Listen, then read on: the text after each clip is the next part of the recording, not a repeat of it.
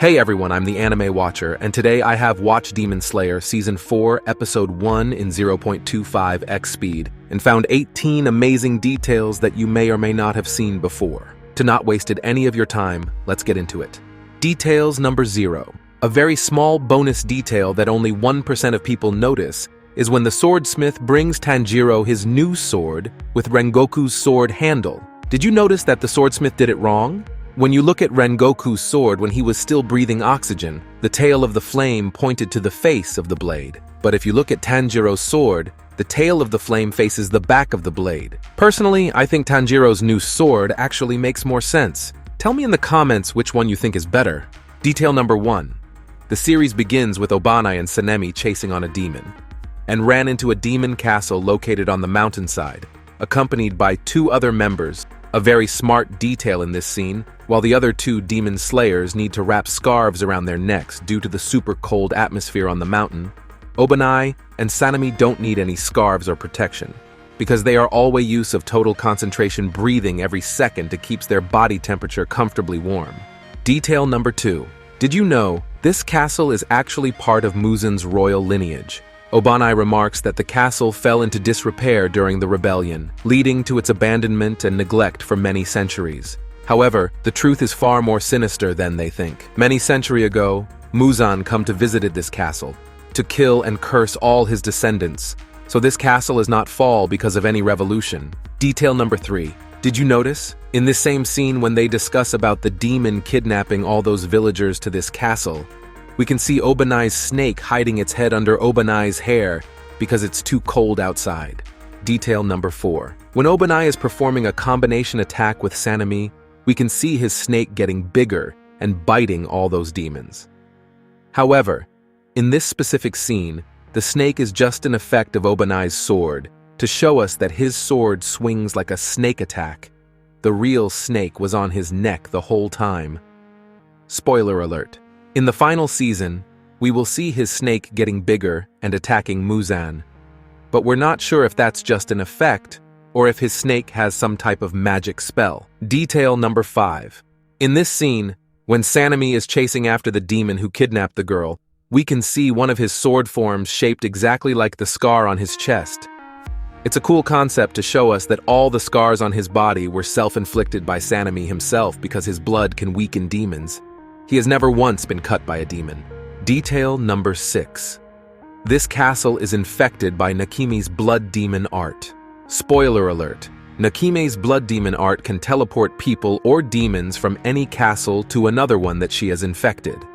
For example, she cannot teleport all Upper Moon demons into the Demon Slayer headquarters because she hasn't put her blood on it yet.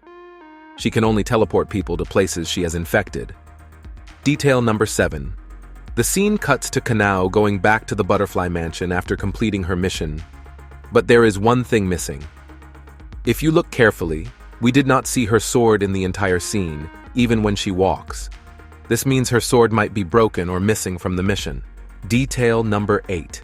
In this scene, when Shinobu asks Kanao to watch over Nezuko while she goes to the Hashira meeting, Shinobu makes sure to tell her that it is a request, not an order. Because Shinobu knows about the story that Tanjiro made Kanao follow her heart and stop doing what other people told her to do. She wants Kanao to start learning to make her own decisions.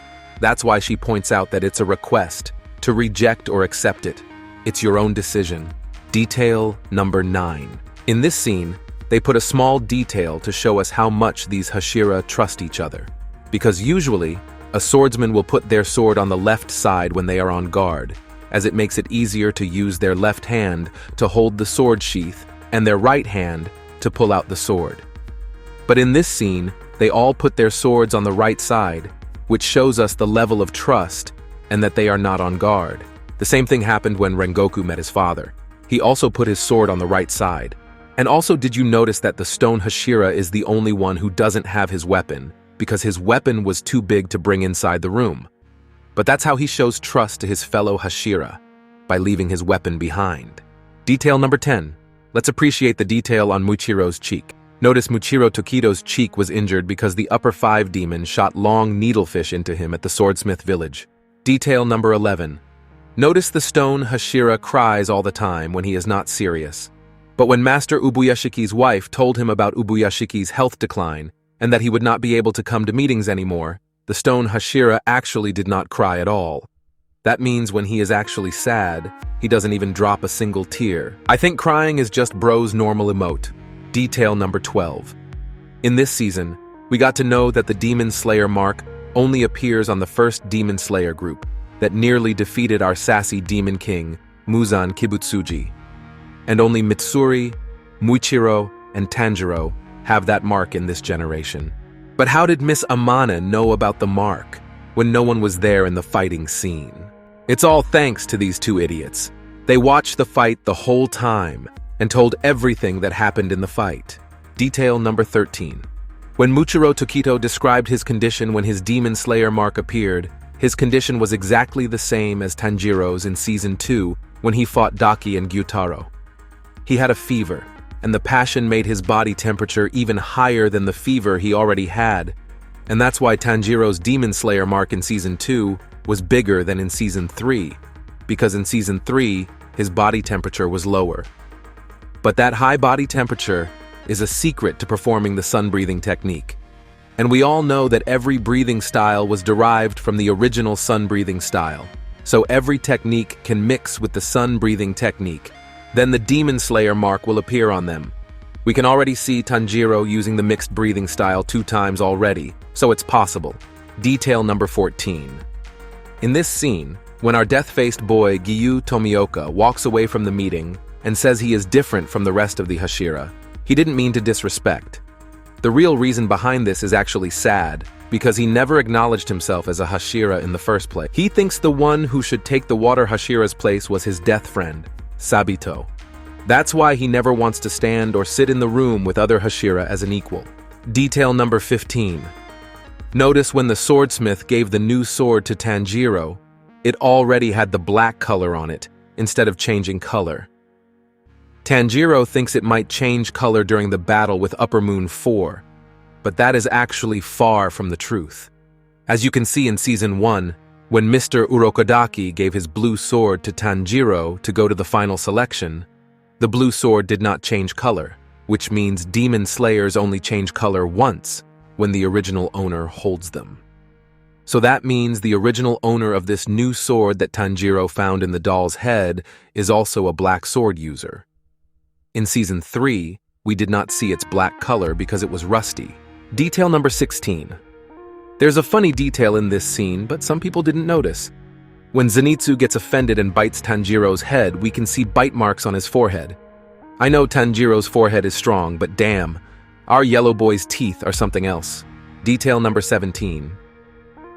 In this scene, we saw our retired boy with his 3 wives living their best life. But they still take time to train all those demon slayers. Even though he's covering his eyes, I noticed a small scar that pokes out from his mask because Gyutaro's sickle cut so deep and long. Detail number 18. When it comes to Mitsuri's turn to train all those demon slayer corps, we saw a bunch of them in the back looking at Mitsuri and being terrified. If we look at her arm, it's like she's turning their legs apart to make them more flexible like her. That concludes today's video. How many of these details did you catch before watching? Please share your observations in the comments below.